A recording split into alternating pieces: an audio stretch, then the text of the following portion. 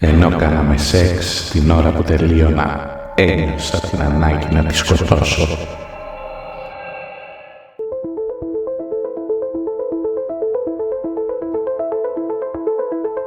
Καλώς ήρθατε στα Εγκλήματα. Σήμερα θα αναλύσουμε ακόμα μια συγκλονιστική υπόθεση. Εσείς μην ξεχάσετε να κάνετε μια εγγραφή στο κανάλι μας.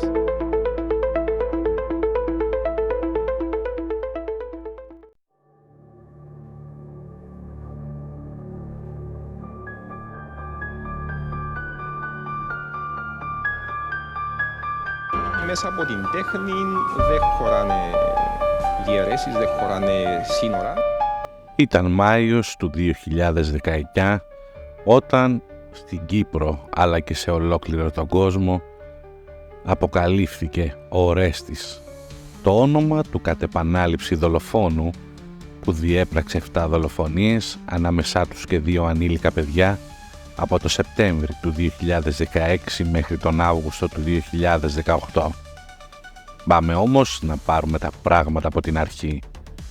Όλα ξεκίνησαν στις 14 Απριλίου, όταν νεαροί Γερμανοί τουρίστες που είχαν επισκεφθεί το μεταλλείο Κοκκινόγιας στο Μητσερό, στην επαρχία Λευκωσίας, για να βγάλουν φωτογραφίες, βρέθηκαν αντιμέτωποι με ένα πτώμα στο φρεάτιο του μεταλλείου. Την επόμενη μέρα αναγνωρίστηκε το πτώμα ως η 38χρονη Μέρι Ρόουζ από τις Φιλιππίνες, που αγνοείτο από το Μάιο του 2018 μαζί με την 6χρονη κόρη της Σιέρα. Οι αρχές προσανατολίζονται στον πρώην σύζυγο της Μέρι Ρόουζ και πατέρα της Σιέρα και το συλλαμβάνουν στις 16 Απριλίου. Ο ίδιος αρνείται κάθε ανάμειξη με την υπόθεση. Δηλώνει μάλιστα ότι η αστυνομία και ο ίδιος την αναζητούσε, μιας και αγνοείται και η κόρη τους. Ταυτόχρονα στο σπίτι του θύματος κατάσχεται ο υπολογιστής της για να ερευνηθεί.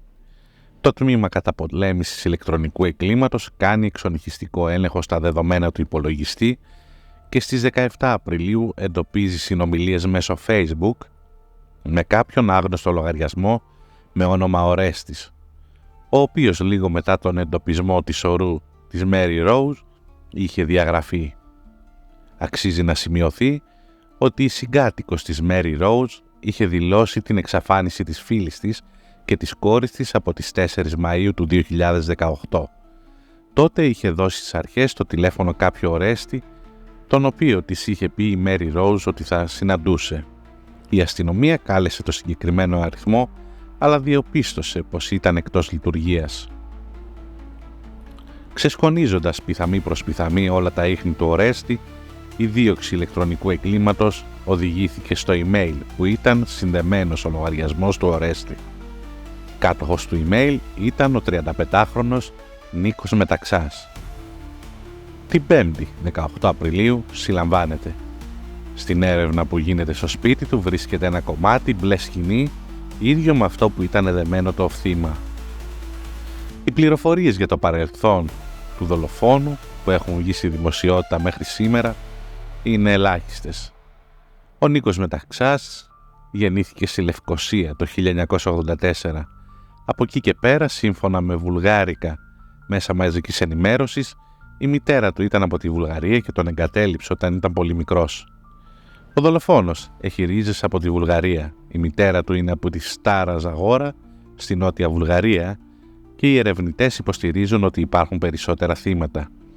Μία από τις τελευταίες γυναίκες που είχα συναντηθεί μαζί του πριν από τη σύλληψή του ήταν ένα μοντέλο από τη Βουλγαρία, ονόματι Τέγια Γεωργίεβα, δήλωσε ο ανταποκριτής του δικτύου Νόβα στην Αθήνα. Για τον πατέρα του λέγεται ότι είναι μουσουλμάνος από το κατεχόμενο χωριό Δίκομο. Γνώρισε τη γυναίκα του στη Σόφια όταν είχε πάει να σπουδάσει με υποτροφία του ΑΚΕΛ. Σήμερα είναι συνταξιούχος της Αρχής Ηλεκτρισμού Κύπρου. Ο Ορέστης σπούδασε στη Σχολή Ευελπίδων στην Αθήνα.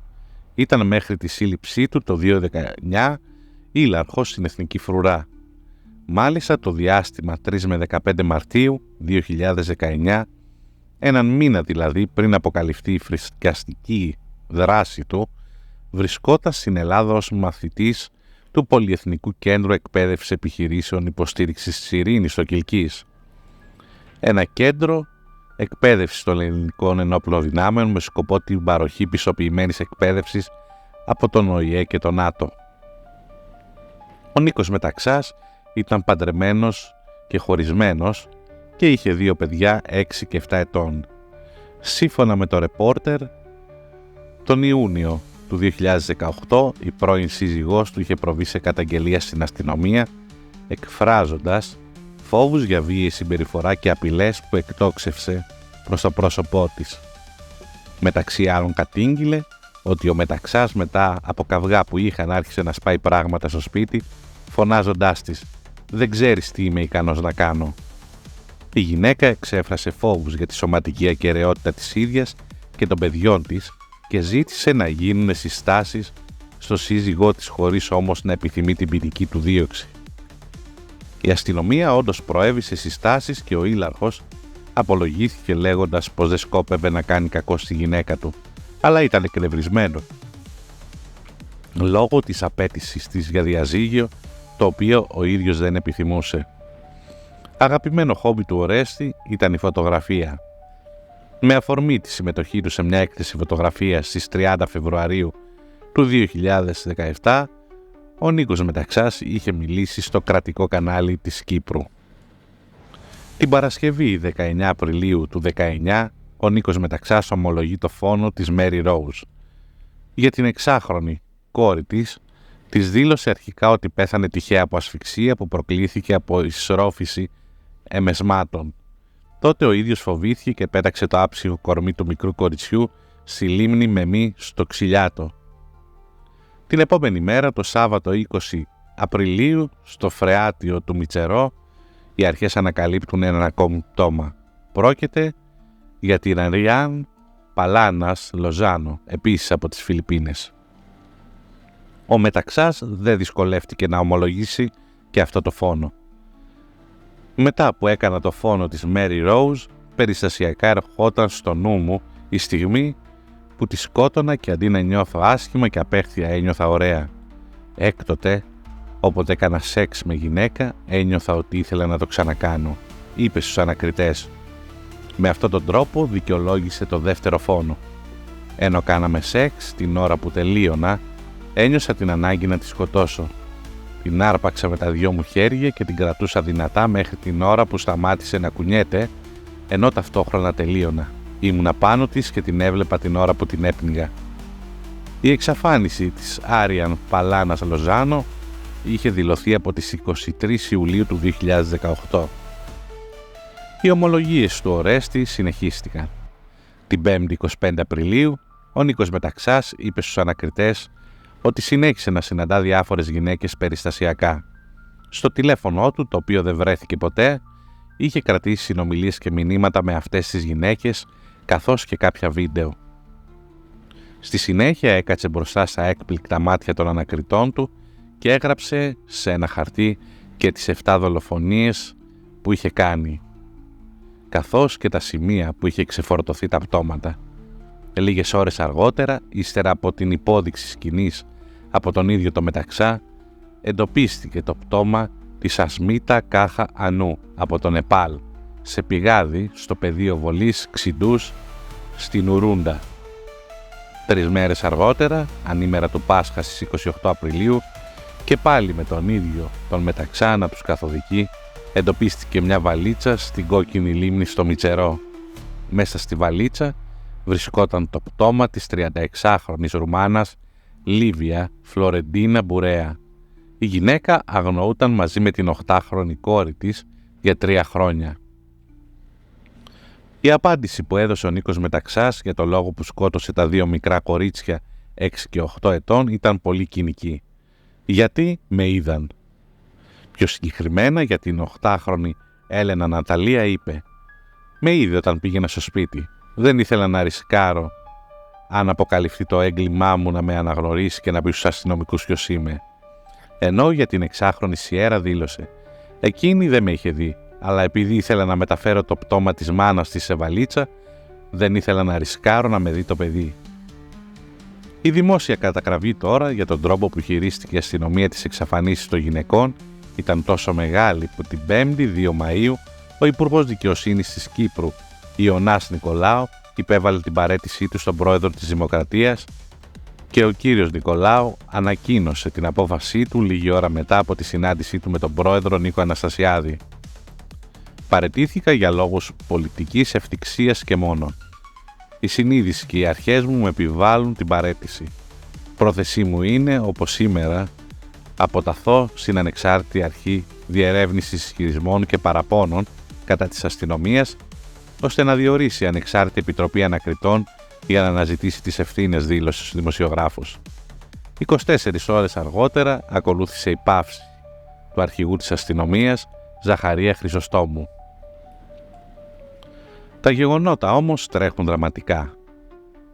Την Κυριακή 5 Μαΐου εντοπίζεται στην Κόκκινη Λίμνη άλλη μια ταξιδιωτική βαλίτσα, όπου μέσα βρίσκεται η σωρός της 8χρονης Έλενας Ναταλίας. Την Τρίτη 4 Ιουνίου εντοπίστηκε η τρίτη βαλίτσα που περιείχε τη σωρό της 29χρονης Φιλιππινέζας Μαρικάρ Βαλντέζ Αρκίλα, της οποίας τα ίχνη είχαν χαθεί από τις 13 Δεκεμβρίου 2017. Και τέλος, την Τετάρτη 12 Ιουνίου εντοπίστηκε στη λίμνη Μεμή στο Ξυλιάτο η τελευταία βαλίτσα με τη σωρό της 6χρονης Σιέρα. Σύμφωνα τώρα με πληροφορίες που είχε μεταδώσει ο Αλφα Κύπρου, οι αρχές του ψευδοκράτους ζήτησαν βοήθεια από τις αρχές της Κυπριακής Δημοκρατίας, αφού έχουν στοιχεία που συνδέουν τον Νίκο Μεταξά με την εξαφάνιση της 40χρονης Ντάμ Θι Χοκ από το Βιετνάμ. Το πτώμα της 40χρονης εντοπίστηκε στις 6 Ιανουαρίου του 2019. Επιπλέον, τα βουλγάρικα μέσα μαζικής ενημέρωσης υποπτεύονται το Μεταξά για 3 αγνοούμενες γυναίκες στη Βουλγαρία. Ο καθηγητής εγκληματολογίας του Πανεπιστημίου Αθηνών, Γιάννης Πανούσης, διαπίστωσε σοβαρές επιφυλάξεις για το εάν πρόκειται για εγκλήματα φυλετικού μίσους. Ο κύριος Πανούσης αναφέρθηκε σε 2 τάσεις που σχετίζονται με την προβολή από τα μέσα. Η μία είναι να θέλει να λυτρωθεί από κάποιους δαίμονες που έχει μέσα του και που τον οδηγούσαν στο φόνο, και η άλλη είναι να παίξει το ρόλο του αντιήρωα ή του εκδικητή, κάτι το οποίο προφανώς απολαμβάνει. Παράλληλα, όπως τόνισε ο ίδιος, ο ναρκισσισμός είναι ισχυρή παράμετρος στους εγκληματίες. Πολλοί χαίρονται και προσποιούνται γινόμενοι έτσι όμοιροι του προσωπείου τους. Τίθεται επίσης και το ενδεχόμενο αυτοηρωοποίησής του. Πιθανόν να ήθελε να γίνει ο ίδιος ένας αρνητικός ήρωας, ένας αντιήρωας που θα τον γράψει σε μαύρες σελίδες η ιστορία της Κύπρου, της παγκόσμιας εγκληματολογίας των μεγάλων εγκληματιών. Με τον τρόπο αυτό θα γίνει διάσημος προ και μετά θάνατον. Ψυχολόγοι που τον παρακολούθησαν περιέγραφαν τον Μεταξά ως άνδρα με αλόκοτα συναισθήματα, ηθικής και ντροπής. Λίγες ημέρες πριν οδηγηθεί ο Μεταξά στο δικαστήριο, εξομολογήθηκε σε ιερωμένο τα εγκλήματά του. Η δίκη τώρα του λεγόμενου Ορέστη έγινε στο Κακουρδικείο Λευκωσίας στις 24 Ιουνίου του 2019, μέσα σε μια κατάμεστη από κόσμο αίθουσα και κάτω από δρακόντια μέτρα ασφαλείας. Ο 35χρονος έφτασε στο δικαστήριο φορώντας αλεξίσφαιρο γυλαίκο υπό την αυστηρή αστυνομική συνοδεία. Όπως είχε επιλέξει καθ' όλη τη διάρκεια των ανακρίσεών του, έτσι και κατά τη δίκη αρνήθηκε συνήγορο υπεράσπισης και προτίμησε να εκπροσωπήσει ο ίδιος τον εαυτό του. Ο Μεταξάς παραδέχτηκε ενώπιον του δικαστηρίου και τις 7 δολοφονίες. Στο δικαστήριο δήλωσε ότι τα 2 μικρά κορίτσια τα σκότωσε με στραγγαλισμό μετά τη δολοφονία των μητέρων τους, γιατί πίστευε πως οι μητέρες τους τα εξέδιδαν. Μάλιστα, όπως είπε, όταν σκότωσε την 6χρονη Σιέρα, σκεφτόταν τη σφαγή των Ελλήνων το 1922. Ανέφερε ακόμα ότι δεν πέρασε ούτε μια μέρα που να μην σκέφτεται τα 2 ανήλικα θύματά του. Ο ανακριτής εξήγησε ενώπιον δικαστηρίου ότι ο κατηγορούμενος γνώριζε τα θύματά του μέσω Facebook και Μπαντού. Ανέφερε ακόμη ότι ο λογαριασμός Ορέστης 35 συνδέθηκε για τελευταία φορά στις 14 Απριλίου του 19, ημέρα κατά την οποία εντοπίστηκε η σωρός του πρώτου θύματος. Στη συνέχεια, ο λογαριασμός διαγράφηκε σε μια προσπάθεια του Ορέστη να καλύψει τα ίχνη του. Πάμε τώρα να δούμε τη δημόσια συγγνώμη και την απολογία ενώπιον του δικαστηρίου που έδωσε ο Νίκος Μεταξάς. Έχω διαπράξει απεχθή εγκλήματα, για τα οποία αναλαμβάνω πλήρως την ευθύνη και αποδέχομαι τις συνέπειες. Αναγνωρίζω πως το γεγονός ότι έχω μετανοήσει ειλικρινά για τις πράξεις μου δεν μπορεί να αντιστρέψει τις τραγικές συνέπειες αυτών. Όσο και να το θέλω, δεν μπορώ να πάω πίσω στο χρόνο για να μην κάνω όσα έκανα. Αυτά που μπορώ να κάνω, πρώτο είναι να βοηθήσω στη διαλεύκανση των υποθέσεων, παρέχοντας ό,τι πληροφορίες μου ζητηθούν και παραδεχόμενος ενοχή να μην ζημιώσω κι άλλο την Κυπριακή Δημοκρατία μέσω μιας χρονοβόρας διαδικασίας. Δεύτερον, να εκφράσω μεταμέλεια και να απολογηθώ πρώτα προς τις ψυχές των θυμάτων μου, τους συγγενείς και τα αγαπημένα τους πρόσωπα για τον άδικο πόνο που προκάλεσα και ελπίζω ότι η απονομή της δικαιοσύνης να αποτελέσει ένα ελάχιστο βάλσαμο. Έπειτα προς τα παιδιά μου, τους γονείς μου και την υπόλοιπη οικογένειά μου για τη στεναχώρια που περνούν και θα περάσουν χωρίς κανείς τους να έχει φταίξει ποτέ σε τίποτα. Τέλος, προς την κυπριακή κοινωνία, η οποία είμαι βέβαιος ότι διερωτάται γιατί και πώς ένας άνθρωπος, μέλος της, έφτασε σε αυτό το σημείο. Το ίδιο ερώτημα βασανίζει και εμένα, όμως δεν έχω βρει ακόμη την απάντηση. Γνωρίζω ότι αυτή βρίσκεται κάπου μέσα στο μυαλό μου, κομμάτια της θα αναγνωρίζω μέσα από δυνηρές αναμνήσεις, τις οποίες προσπαθώ εδώ και δεκαετίες μάταια να ξεχάσω. Δεν έχω καταφέρει ακόμη μόνος μου να βρω μια ξεκάθαρη απάντηση.